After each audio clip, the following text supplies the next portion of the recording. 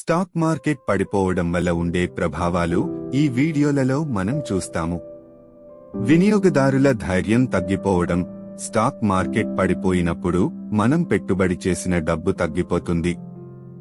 దాంతో ప్రజల ఖర్చు చేయాలన్న ఉత్సాహం తగ్గిపోతుంది. ఒకటి, పెట్టుబడిదారులకు నష్టాలు. షేర్ల ధరలు పడిపోతే పెట్టుబడిదారులకు నష్టం వస్తుంది.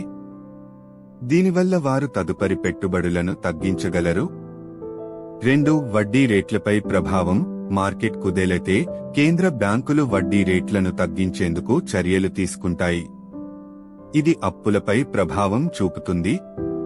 3, ఆర్థిక వ్యవస్థపై ప్రభావం.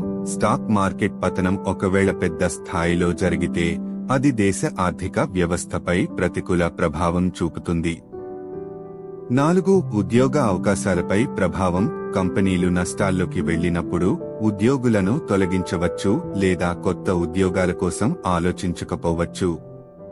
5, మ్యూచువల్ ఫండ్స్, పింఛన్ స్కీమ్స్ పై ప్రభావం. ఈ విధమైన పెట్టుబడులు స్టాక్ మార్కెట్ మీద ఆధారపడి ఉంటాయి కాబట్టి వాటిపై కూడా నష్టాలు వస్తాయి.